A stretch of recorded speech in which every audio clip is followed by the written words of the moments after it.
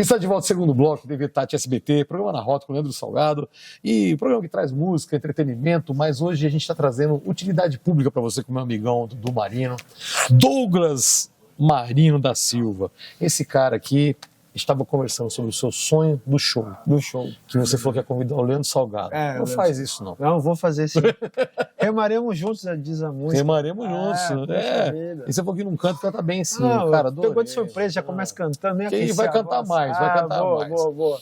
Mas, Dudu, vamos direto ao assunto, que aquele assunto estava muito bacana. Cara, eu vou... Fico feliz pelo convite. Ouvi sim, você quer falar mais alguma coisa sobre esse assunto? Ou eu posso passar para o próximo? Pode seguindo. Pode seguindo?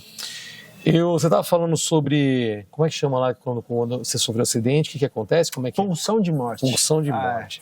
Você sabe que você estava falando, me passou algumas coisas na cabeça. A minha vida, minha família, tudo assim, existiu muita procrastinação, existiu muito aquele negócio, estamos chegando lá, sempre volta.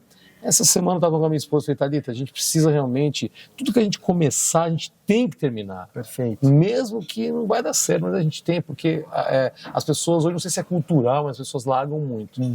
E teve uma fase na minha vida, que eu acho que foi a melhor fase da minha vida que eu tive, financeiramente, estava numa outra emissora de TV, estava muito bem requisitado, colocado na sociedade, tava com uma vida muito boa. E o que aconteceu? Sofri um acidente de moto, cara. Uau! E aí eu fiz 2 cirurgias, tal, e aquilo me brecou. Caracas. Me parou. Uau. E eu tive um problema em cima do outro e tal, eu quebrei aqui minha clavícula, o médico falou, olha, você precisa tomar cuidado, e aí a minha clavícula rejeitou os parafusos, e eu tive que fazer uma segunda cirurgia. E, cara, foi uma coisa terrível para mim isso que aconteceu. E você falando isso, e é verdade, e às vezes me para. E uma vez eu tava também muito atleta, tava bem pra caramba, pisei numa boca de lobo aberta, bati minha canela, arrebentei minha perna, tomei ponto. Cara, e eu tive que parar. E desde esse dia, minha perna nunca mais foi a mesma. E eu tenho inchaço nessa perna hoje em dia. Tive uma erisipela, fiquei 6 meses tomando antibiótico. Caraca, porque a água do bueiro entrou dentro da minha perna e sujou. Sim. Acho que não fizeram asepsia direito e aquilo me gerou um problema seríssimo, né? Porque a imunidade cai, daí a erisipela... E, cara, tipo assim, eu não queria isso. E eu sei que às vezes a gente está acima do peso, eu sei que a gente precisa se cuidar, só come porcaria, essas coisas, mas a gente não consegue às vezes. E aí eu acho que a psicanálise entra para poder te ajudar nesse sentido, não é? Eu tenho certeza disso hoje. Lógico que cada caso é um caso. A gente chama, nos nossos diálogos na clínica lá, no consultório, existe uma síntese das palavras, das questões. Mas no meu processo eu fui identificando essas questões. Por que eu fico me sabotando? Eu nem sabia que eu me sabotava. É verdade. Minha mãe morou na roça, a pobreza em si, a dificuldade, né? Que foi. Meu pai uma época ficou desempregado, essas coisas todas a gente passou. Não chegou a passar fome, porque o pessoal da igreja ajudava, essas coisas todas, mas viveu um momento muito escasso, assim, nessas questões. E aí sempre naquela zona de conforto, né? Um trabalho ali, um salário e tá bom, não precisa... Cara, o dia que eu fui gravar o DVD, umas 3 semanas antes, a minha mãe falou, pra que você vai gravar? Você não tem dinheiro. Olha, vindo de uma mãe, cara... Meu Deus. Mas ela nem sabia que isso não tava... julgo ela no momento. Veio de uma forma natural. Porque ela, nossa... Na época eu briguei com ela, eu lembro que a gente estava na cozinha, discutiu. Eu falei, mãe, a senhora não sabe o que é subir num palco, a senhora não sabe o que é tocar. Isso não faz sentido pra você. E eu já tinha voltado dos Estados Unidos, que eu fui estudar lá, né? Sim, eu lembro quando você foi. E, cara, e aí, tipo... Eu falei, por que a minha mãe não quer que eu grave um DVD? Eu não pedi dinheiro pra ela e nem nada, mas foi uma fala dela que, na visão dela, ela achava que aquilo era o melhor pra mim. Ou talvez que você ia bater asa, ia voar e ia sair de perto dela. Tem tudo isso. Porque eu acho que tem muito erro desse negócio dos pais, da mãe, de querer o filho sempre por perto e cortar as asas do filho literalmente e não deixar de voar, né? E, cara, não, a culpa não é de ninguém, não é minha nem dos meus pais, mas eu sou responsável por aquilo que fizeram comigo. É diferente. Fizeram algo pra você na tua casa, beleza, fica a dica aí. Mas o que você faz com o que fizeram com você, eu acredito que é importante você ter uma rede de proteção, potencializar o seu dom, para você estudar você, se conhecer melhor e ver onde está a tua pulsão. Que também existe a pulsão de vida. E agora eu quero estudar, quero gravar, eu quero emagrecer como eu tenho feito, eu quero me formar em outras demandas, digamos, da área da humanas, e sempre com música, né? Sempre levando a arte, levando a música também, que é um dom que Deus me deu. E como é que você foi parar na psicanálise? O que aconteceu com você? Porque eu lembro que você realmente sumiu. De repente você já apareceu, já não... Muito bom essa pergunta, cara. Eu fiz um curso de coach e nos Estados Unidos é muito bem visto, inclusive. Eu percebi isso, mas no Brasil falou que é coach... hoje em dia tá meio cabuloso. Tá estranho, né, cara? E naquele momento eu achei fantástico, assim. O sistêmico, as ferramentas e tudo. 3, 5 meses de empolgação ali. Só que depois voltou aquela angústia. Sabe quando dá aquele aperto no coração que você não sabe de onde vem? Angústia é terrível. Aí eu tava ali empoderado e tudo. Falei, mas nada dá certo, meu. E aí eu queria...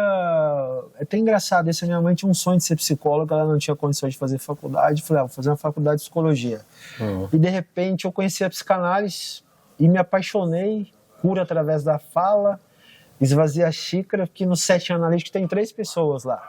Você que fala, eu que escuto o que você fala e você que escuta o que você fala. É muito legal isso. Olha que interessante. E aí você vai percebendo que a fala do paciente, ela está naquele lugar que ele está falando, a narrativa dele. Então eu reclamava do meu pai, da minha mãe, da namorada, e disso, e daquilo, e daquilo. Chegou um processo que eu falava, mas por que eu estou reclamando de tudo isso?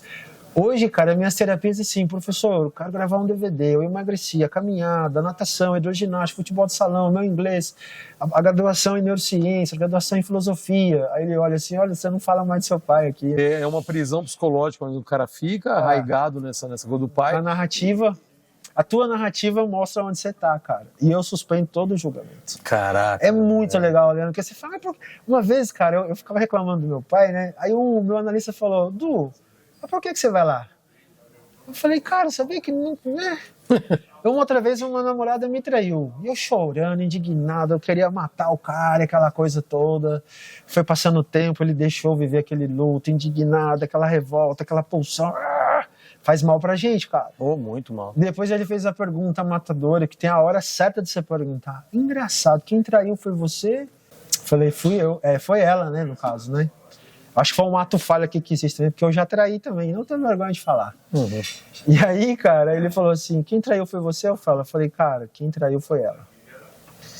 Aí ele falou, você tá sofrendo por algo que você não fez. Me fale mais sobre isso. Mas aí já não envolve a questão de você, ela ter destruído seu castelo, seus sonhos? Então, mas eu depositei minha fantasia, meu desejo, meu castelo nela, e eu deveria ter depositado em mim. Puxa, mas por exemplo, quando eu morei nos Estados Unidos também, naquela época, eu fiquei noivo de uma moça aqui. E ela fez coisas erradas aqui com pessoas que eram conhecidas minhas, né, que era uma pessoa muito conhecida, amigo próximo.